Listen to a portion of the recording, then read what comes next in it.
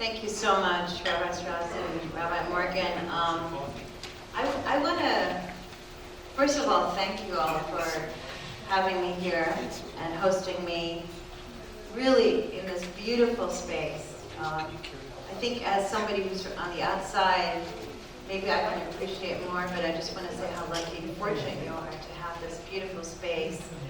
The museum is spectacular, and the history in the hallways is really, really fabulous. So I just want to say that it's really nice to be in this beautiful space and to be hosted by all of you. And the services were stunning.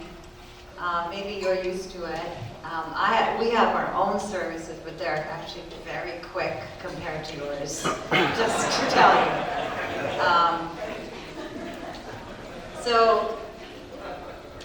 However, reading along and praying with all of you, there was not one hesitation in my mind as a faithful Muslim in terms of what we were reading and praying. Even the story of Yaqub, Jacob, this morning, is part of the Quran. And we also have stories of David, King David, and Solomon, and it's a vast, kind of rich sort of area of history when you look at comparative religions. And it's really very actually revealing to my Catholic students when they realize that actually the Old Testament is not really the Old Testament, but it's actually the Torah for most people. And how the Bible and the Gospels is part of the Quran. So there's a lot of really very touching moments I had, not just as a scholar, but just as a human being, and my own spirituality being here, so thank you. So this morning, I don't want to take up a lot of time because I don't have a lot of time, but I do want to have us maybe do more questions and discussions rather than me speaking at you, which I hope I've never done, but every professor does that. But I really wanted to show you some images, and I know it's Shabbat, but I wanted to sort of talk about anti-Semitism and Islamophobia. And as a Muslim, I really walk a very fine line here. My family has experienced Islamophobia. After 9/11, I was spat on in my face. During the Muslim ban, my daughter was scared that I was going to be deported, although I'm a U.S. citizen. She's scared to say she's a Muslim. She has to kind of suss out people. So there is a real personal experience. Traveling was crazy and is still crazy for me. I went to Israel about 2.5 years ago, and the only reason I got on, because I was born in Pakistan, because I got in, although I'm a citizen, is because the Israeli Ministry of Foreign Affairs invited me to do a panel on anti-Semitism. So there are a lot of restrictions on people that are from Muslim countries. I want us to realize that, and I know Israeli passports have the same problem. It's hard. When I first went to Israel in 1995, I was at the Hebrew University in Jerusalem studying archaeological biblical history because I thought I could solve the problems in the world through the Bible. It doesn't work that way.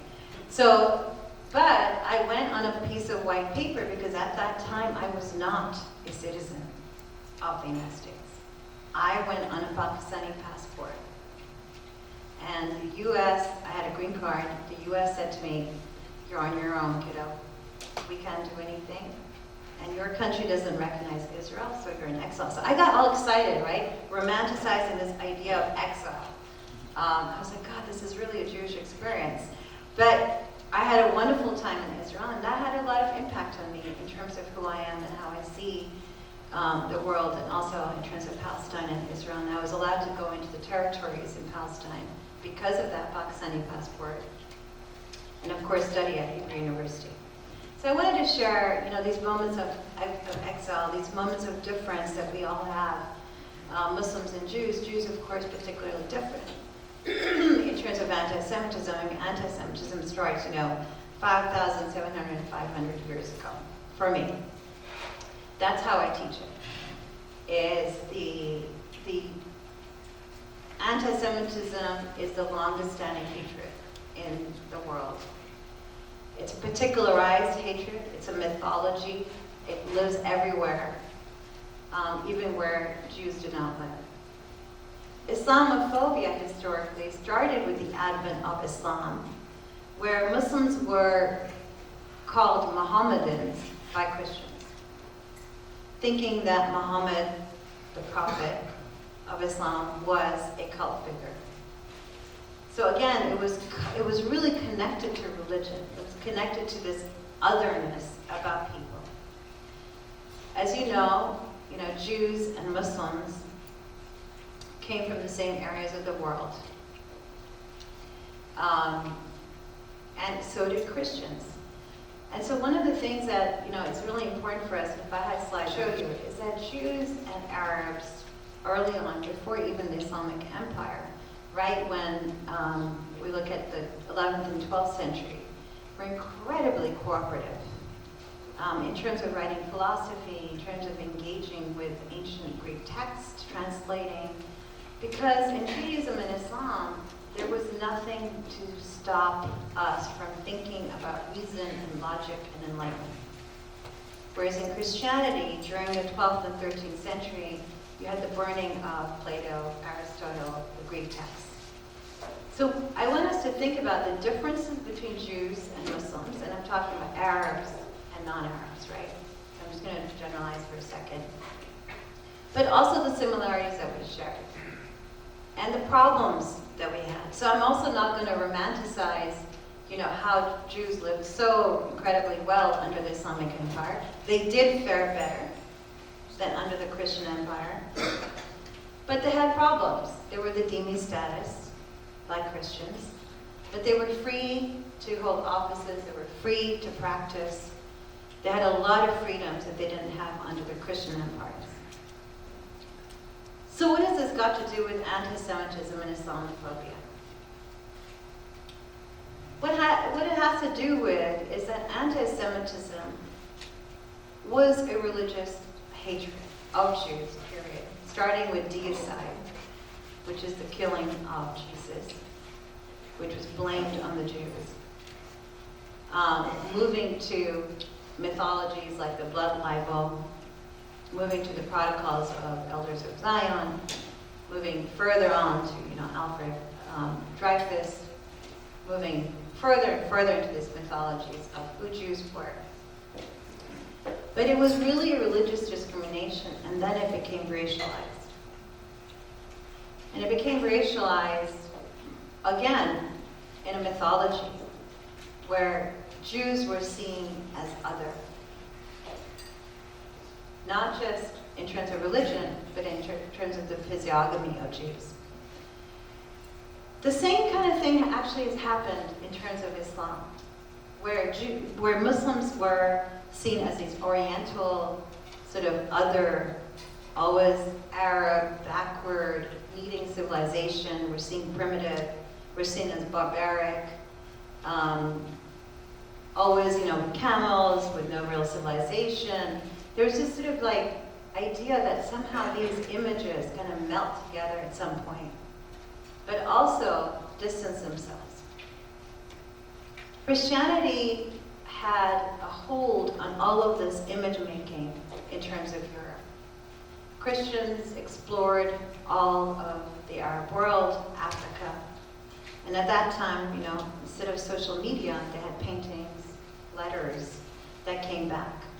And there's been lots of scholarship about how Muslims lived, or what Jews look like, or how Muslims look like, these dark Oriental types, these kind of ruffians. And you can look at this history, and this is kind of what I'm showing you in the slides, so you can see them.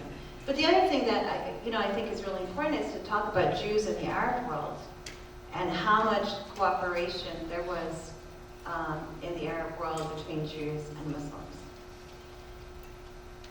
But that also ended in the 50s, when a lot of Jews had to leave the Arab world. And that part of the story is never told in the Muslim world. It is in my book, talking about the migration of about 700,000 people from the Arab Muslim world, for Jews to be exiled. So here we have a very complicated issue. But while we're thinking about it, I want you to do one thing. Number one, you don't have to take a pen or paper because I don't know if you have one, but I want you to think about how you define anti-Semitism. In your mind, think about it. And then two, I want you to think about how you define Islamophobia. Take a few minutes, think about it.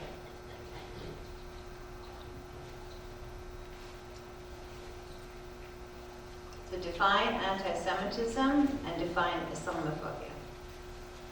Just hold on to that thought. So what I really wanted to address, and I know this is a very sort of burning issue right now, and I get caught in the middle of this issue, is our political sort of climate that we're living in today. Anti-Semitism, ADL, AJC, and even non-Jewish organizations have reported has been on the rise. 64%. We have in New York City a problem with anti-Semitism. We have in New York City also a problem with Islamophobia. Islamophobia is second to anti-Semitism in terms of hate crimes. And we're talking about religious discrimination. Now, think about this. Jews are 1% of the United States. Muslims are less than 1% of the United States. If you go into a classroom and you say, how many Jews do you think there are in the world? They normally say 1 billion. And I'm not exaggerating. And if I say, how many Muslims in the world? Well, 2 billion. Well, they're almost right. But they think that that's a U.S. statistic, that somehow there are Muslims and Jews everywhere in the United States. Right? So that's one of the things we want to think about in terms of perception. How we perceive things. And I'm talking about New York. I also lived in LA, right? So we have a lot of Jews and Muslims in both West and East Coast. That's one of the things that we have to work on. Is like, what's going on here? Why aren't we educating people about who we are, where we live, what we do, and that we're not all homogeneous, right? Not all Jews do the same thing, not all Muslims do the same thing, and that's something else Jews and Muslims share in the United States, is this complete verified stereotype. So I think that's something, it's our responsibility as Jews and Muslims to change and transform that, with our kids especially, but also with people that we know. The second issue today, and I'm coming back to your definitions, is that there is anti-Semitism and Islamophobia, both on the left and on the right. And it's deeply problematic. And it's deeply problematic because there are different kinds of anti-Semitism and Islamophobia on both sides of the spectrum. And I'm not talking about Democrat and Republican. I'm talking about progressives and conservatives. And you could be either, on either side, right? And it's really important that we understand that students and young people that are on social media today are experiencing a completely different world. Where my own daughter, and I was trying this at dinner last night, says to me, Mama, is it horrible to be white?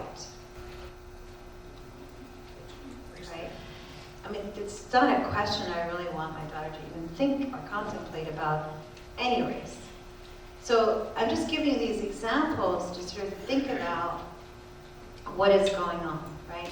So if you don't support the BDS movement, what does that make you? Right? Well, I know personally what that makes me. But those are problems that we are facing.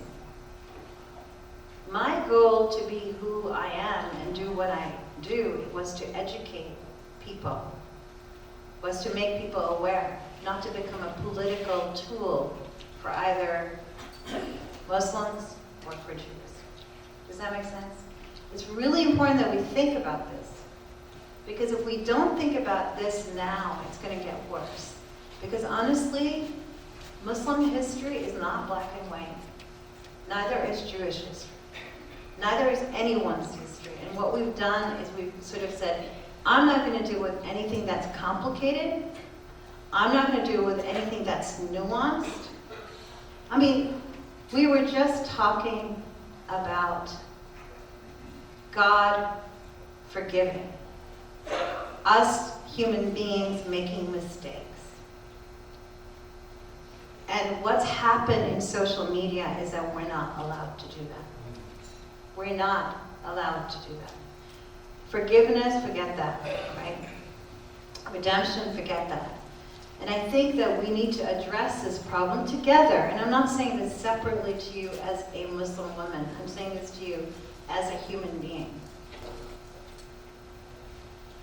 Because if we want to educate and enrich Jewish and Muslim communities and American communities, we need to address these issues where we are put, myself included, in situations where you have to make a choice. I don't have to make a choice. If I don't want to sign something, I don't have to.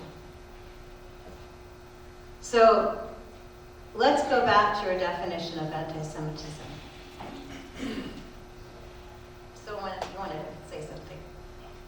The word anti-Semitism was invented by the first anti-Semites. They defined themselves as having been scientifically proven that Jews are genetically different and evil. I mean, right. I mean, Willamar kind It of... became a race instead of a religion, and so you couldn't convert it, get out of it. Now you're stuck. Okay, good. So it became racialized, right? But there were also, like eugenics that we used here, were used against Jews, right? To prove... And they use a linguistic term, Semite, which is a language branch. And Aryan also was a language branch, but they made them into races. Right. Okay, good. Excellent. Someone else. Another example of anti-Semitism. It doesn't have to be historical, it could be today. I don't have an example. I'm a little confused because you talked about the anti-Muslim or anti-Jew in the Muslim world of the 50s. What about what you feel would be the anti-Jew within the Spanish era, where the Jews and Arabs lived together and there were various plagues of times against Jews? There were times when Jews lived very well together, and in which Arabs were there, whether it was the Anglo-Hides and the Hadites. You don't deal with that at all in your teaching? Not today, I'm not dealing with it, but I do in my teaching, when we talk about that. Yeah, definitely. And there are different ways of that. Absolutely. So that your anti-Muslim and Jewish didn't start in the 50s. No. It goes back to the 7/11 and beyond. Yes, absolutely. Well, my definition of anti-Semitism is very simple. It's an irrational hatred of Jews. Okay, did everyone hear that? She said it's an irrational hatred of Jews. Okay, someone else. Someone have anything about Islamophobia? Yeah. Not all about Islam. That's okay. I'm friends with many people, and some of them, most of them are not Jewish. And I've been told by some of my friends I look Polish. And they ask me about my kiva, what's with the funny hat? And it's kind of annoying because some people think that I'm greedy. Some people think that I'm just not a nice person because I'm Jewish online. So that's unfortunate. Online, you said? Yes, online. Yeah. So, I mean, that is happening a lot. My daughter was talking about defending Jews online, and she was canceled from the chat group completely. And then she's Muslim. I mean, I'm from Pakistan originally, white American, but my husband is a convert, but he's a white American, so therefore they're telling her that she can't speak as a Muslim anymore because she's half white. So that's another problem that she's dealing with. So, and she's 14, right? I mean, we're not talking about someone who's 20 or 21. So we need to be conscious about what's going on. And I'm sorry that you have to go through this because I hear this, right, in my own house. And this idea of the stereotypical Jew is still, it's more and more prominent on social media. That becomes, and there are groups that will not allow you to join groups if you're not from a certain race or a certain religion. So how are we going to talk to each other, right? I mean, listen, I tell my students, you don't even know how to use the internet. It's a tool. It's one of the best tools that we could have to change things, right? To transform stereotypes. But instead, we've kind of become sequestered even in the virtual world. That's a real question. Yes? So my word would be ignorance, and then I have two words would be generalized ignorance. Okay, generalized ignorance. Okay, good. Someone else? Yeah. What type of backlash have you received for your work in the Muslim community for your work? The only thing that I think troubles the Muslim community is that I will not sign like the BDS. That I think is very troubling. Why would that bother you? Because then I'm normalizing relationships with a colonial state. That would be the only backlash. But I mean, the thing is that I didn't become a professor to sign the BDS or not. Hey, look, I mean, this is the crazy part of, do what you feel is yeah, right. right.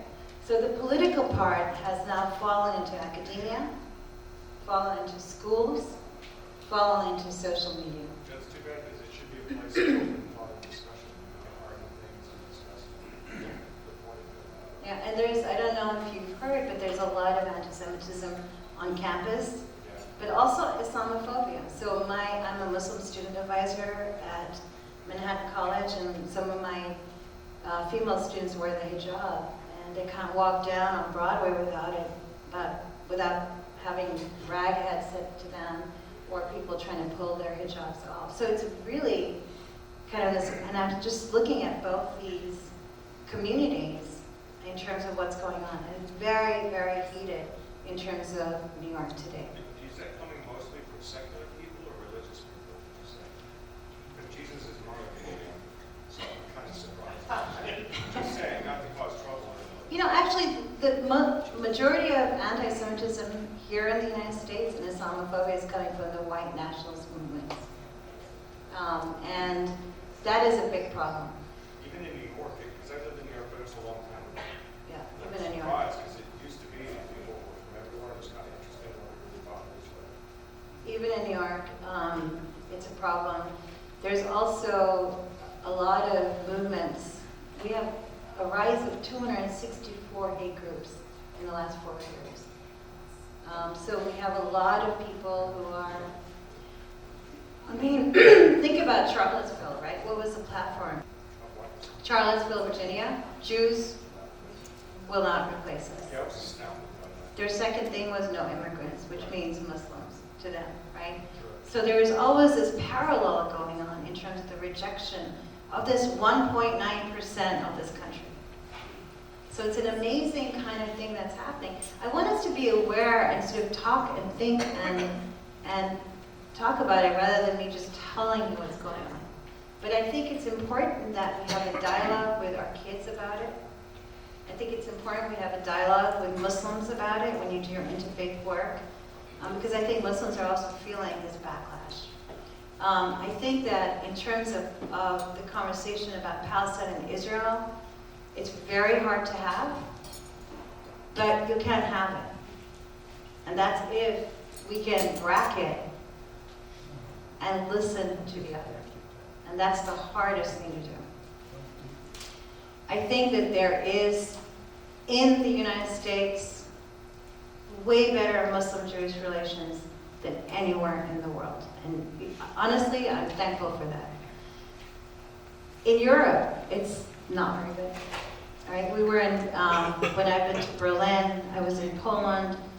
I go to Western Europe a lot, and even in Berlin, I teach at a school, the Goethe School Institute, and there are Syrian refugees, and they're Jews, and they're secular, and they get along, but they're kind of like unaware of each other.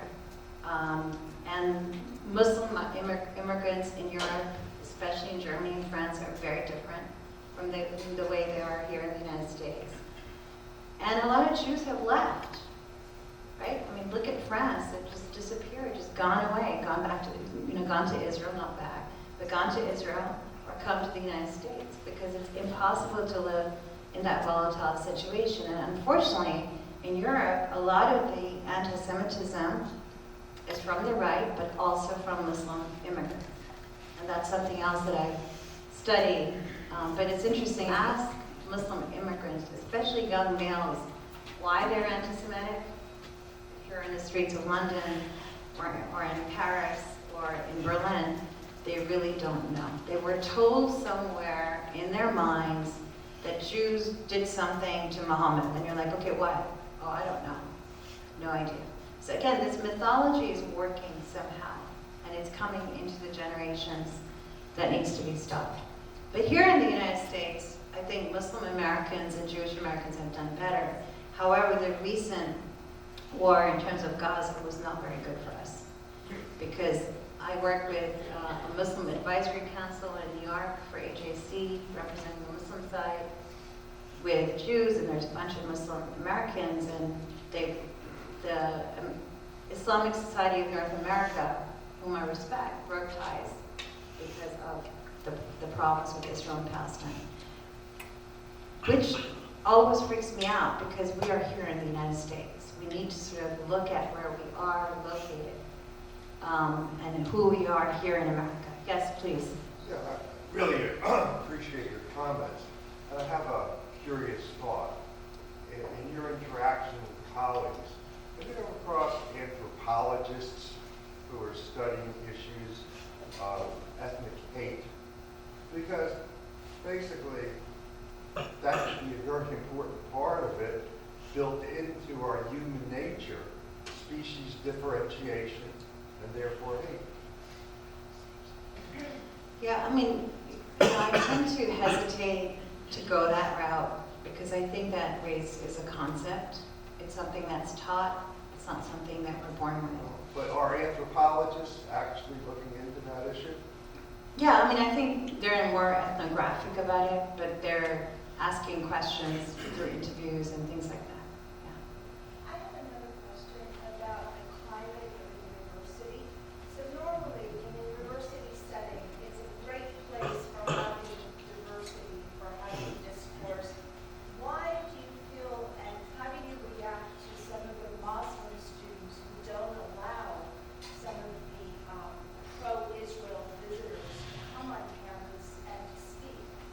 And also, what do you tell the Muslim students when some of the young Jewish students have a pro-Israel theme or a party and it's being targeted?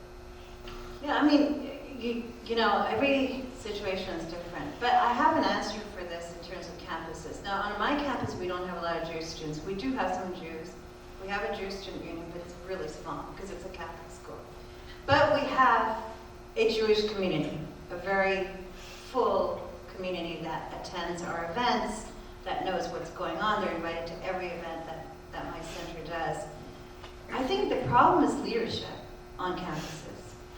So if you have a leader of Hillel or if you have a leader of MSA, your students, when you're their advisor, have to come up to you and say, hey, Dr. Afridi, I want to invite X, Y, Z. And it's your job as a leader, as an advisor, to say, well, I don't think this person is appropriate. Because what education value does this person have? Or, okay, yeah, this is great. This would be a great forum. That is what we're lacking. So it's really what we're allowing these groups to do on campuses. And it's about leadership on these campuses, not just necessarily about students. I also think that there is a very strong, I don't know how to, lost the word, but strong kind of volley against Israel on campuses because of the progressive movements today. Sorry. So I think that.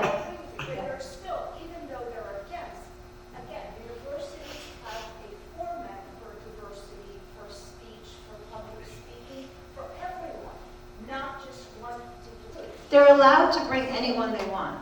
Correct. It's the reaction that we're focusing on, Correct. right? And that's the problem. I have a question just to comment. You and I were talking, so really appreciate you reading it. Someone specifically was born and raised Muslim in Karachi, Pakistan. But the other issue is, I have lived for the last 28 years of my life here. For exactly what I've done. Quite a few years back. Anissa, can you speak up? Yeah, we can't hear you. Just say that. Maybe you should take this one. Hi everyone, it's Mehnaz. So just telling Dr. Afridi, we share a common heritage, both born in Karachi, Pakistan, and I was born Muslim, converted to Judaism. So just sharing that for the last 28 years, I've lived in fear. Didn't go back home for 20 years because I was so terrified of that. Now I've gone 7 times in the last 3 years. After 9/11, the same thing. Go back home. No one asked me, even where I was from. On college campuses, terrified when my children went there, and they would say, asking them their names and their heritage, and I would say, honey, don't tell anyone your mother converted, because you don't know whether it's Islamophobia that's going to get to you or anti-Semitism that's going to get to you, right? So you're going to be stuck in the middle, and I didn't want my children to experience any of that. When I've been ostracized from my Muslim friends, a whole bunch of them said you cannot sit at the same table as them.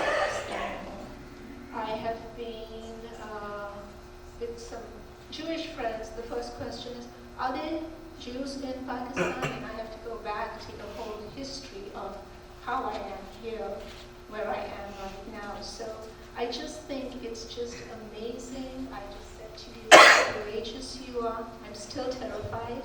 I go back home and I pray that the immigration officer is not going to check my last name because there's no one else in the universe with a Mirza-Ruba name. And if they look down, they're going to find Mehnaz Mirza-Ruba, who was, by herself, who was raising Jewish children, and the question is going to be, who are you? What are you? I had to delete my friends from WhatsApp because of the Israel-Palestine issue. I could not take the anti-Semitism that I was getting on my phone and just deleted everyone. So I didn't have to deal with it. So I literally bow down for your courage and for what you are doing and this interbridge, interfaith that we're all human. We're all human, right? It's all with Salam Elohim. We are all created to be.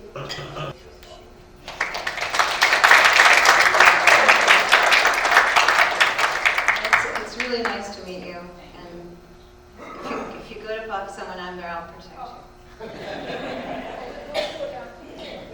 No. I just, I want to say that there are, of course, these stories of fear of apostates, but I just told her that we got rid of the blasphemy law in Pakistan. There are progressive movements in Pakistan. Women run the country in Pakistan. There are so many amazing things happening in terms of human rights. I have cousins that actually support families. They're out there, doing really good work. We have also, again, many great examples that we can look at. The other thing is that in Pakistan now, there's work being done in terms of educating people about Jews. I just told you about a woman that I invited to be part of the Sisterhood Conference who talks about that, who does that work.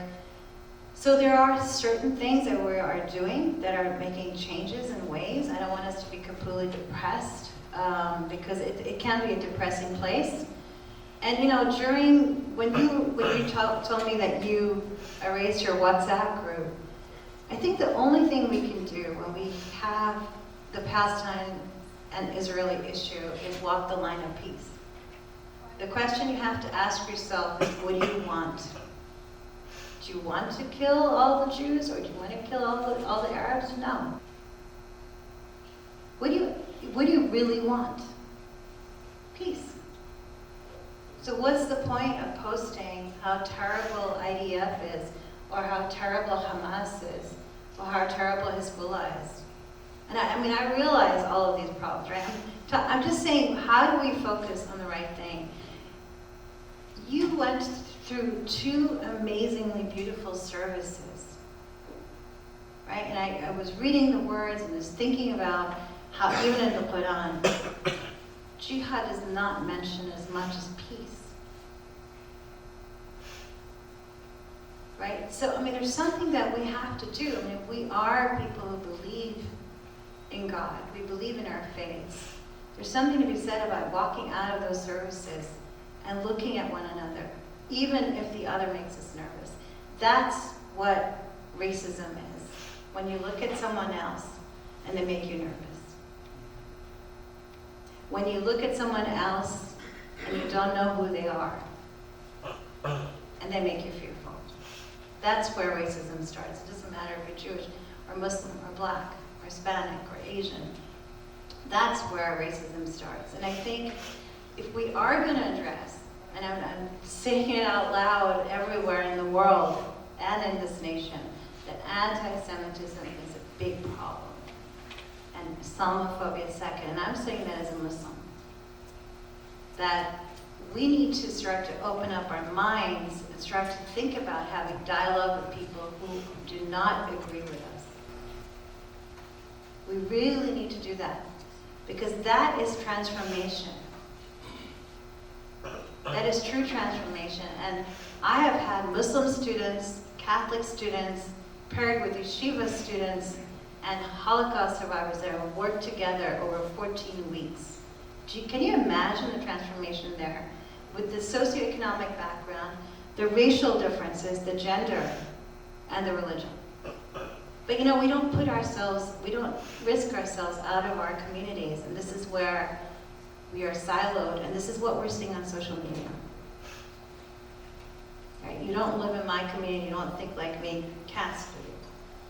Right? This is really a detriment that we as adults, I mean, I'll be gone, but it's about those kids here that we should really be thinking about. And how to really talk to them about what are you looking at? What are you learning? At least my kids, they always talk to me about anti-Semitism and Islamophobia, but that's my household. But we're open about it. And we have discussions, and sometimes my husband and I don't really know what to say. And that's okay too.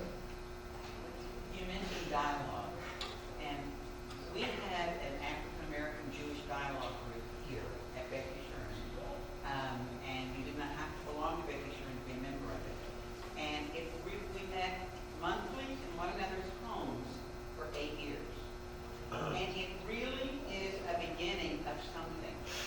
How we can get it up higher and higher, I don't know, but if we go back to something like having neighborhood or synagogue or church or some group getting together and having dialogue groups with one another. We had that one, and we had also, when Rabbi Yeshurun was here, we had one with, I think it was with Muslims. And that may be a way to begin something, other than, of course, being on your level, but we're not all on your level, and we're not even all here to hear you. So I think that might help. Smaller dialogue groups with different groups in it. No. I mean, I love the tradition of Shabbat, right, the Jewish tradition, and I was telling Jennifer that I want to adopt it because I need a break, but it's not a break. But I mean, the thing is that I love this tradition because one of the things that I was reading today in your book was, you're too busy all week. But today you start to think about striving to do good. Not only good, but peace, right? What does that mean? Does it mean just within ourselves? Does it mean with other people? So I think that has a lot right there, that nugget has a lot that we need to reflect on. What's the point of opposition? Oh, we have many biblical stories that give us the answer. Right? And always having to question is a beautiful Jewish tradition. Always having to look at things in a different angle. Right? I mean, when I read the Quran in Ramadan, every Ramadan, I start from the beginning. And every time I find something new. And that's the beauty of reading. Right? right? And searching and discovering something. So I think dialogue is important, but self-critical thought is way more crucial. But I don't think a lot of people do things by themselves. Well, I don't know, I can't answer that question. I mean, think about it, I don't mean. I just want to say that anti-Semitism is built in the New Testament, and 99% of all the persecution of the Jewish people came from white Christians. And this is not going to go away no matter what, because it's in there, and they are not going to all of a sudden say that's not a valid book. So we, as Jewish people, we should be ready that this is not going to go away. And it would be foolish and naive to think that one day we're just all going to be loving, everything is just going to be fine. No, it's not. So it's just... No, I think it'll always be a struggle, but I do want to say that 1964 Nostra Aetate, the Catholic Church, came out and put a decree and said we were wrong. And we accept Jews, and then later on they added Muslims as equal believers. And that is a conversation that goes on and on and on amongst Catholic and Christian theologians, rabbis and theologians, right, Jewish theologians, constantly. So, I think saying that conversation is still there is to say that, that Christians did not take culpability. I mean, I think it should be more rigorous, I agree, but I think that we have to give Christianity some kind of okay, you moved on from that example. So I don't want to seem that it's bleak or it'll be solved. Can we just sit with an unsettling feeling? And I think that is the most important way of thinking critically. Someone else? Yeah, with I was curious, with over 1 billion Muslims in the world, how many of the Muslims like us, how many haters?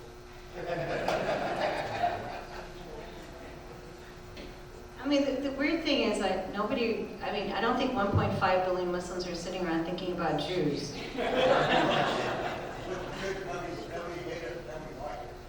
I don't know, I couldn't really make that, but I would say that majority don't really hate or care or think about it.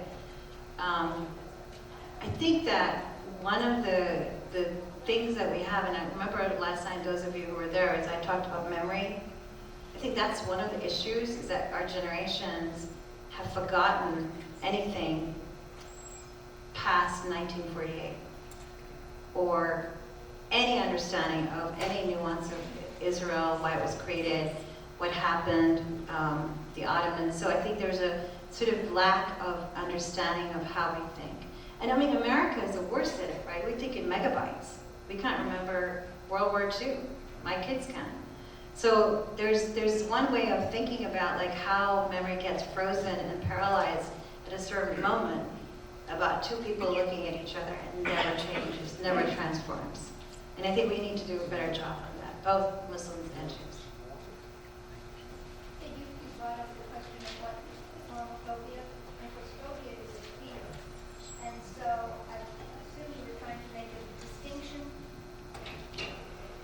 You commented before on Islamophobia and the difference with anti-Semitism.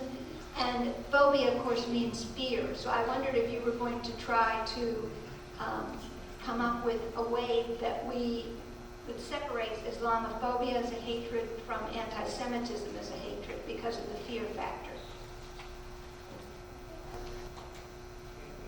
Yeah, I mean, Muslims don't like the term Islamophobia, to be honest with you. But it was coined in 1987 by the Runnymede Trust, which was in Canada. It's an organization. It was the first time it was used. I use anti-Muslim sentiment in my work. But yeah, Islamophobia is this fear, and the fear comes from basically the extremism in our tradition. But now it's also about human rights, right? There's a fear of that. For example, right now, we have been looking at images from Afghanistan because of the Taliban. I feel like I'm reliving 2003, literally, because we went to war in Afghanistan, well, actually 2001. We went to war right after 9/11 in Afghanistan. But I remember before we did that, how many images of women in what we call the burqa, you know, the full veiling, the purple. I don't know if you guys remember that? All those images, we gotta go rescue the woman, we have to, you know, and that sort of compelled us to go into Afghanistan. And then Iraq was a different story. It's happening again, and I get a lot of colleagues saying to me, let's do a program on Afghanistan. And I mean, I'm not saying let's not be nice to women or care about human rights, but it's this symbol of that's all that Islam is about, and it becomes problematic for us.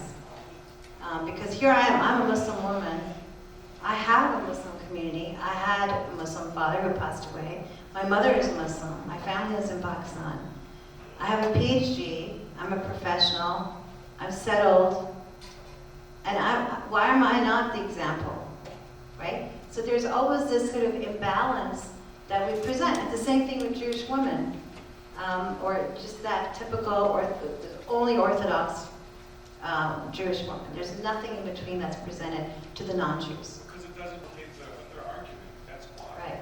So one of the things I want to say about Islamophobia is the fear is of its extremists, but it's also the fear of the religion, because people really don't understand the religion, and all we've seen politically is extremism. And extremism is a big problem in many parts of the Muslim world. I won't say it is not. Does that make sense?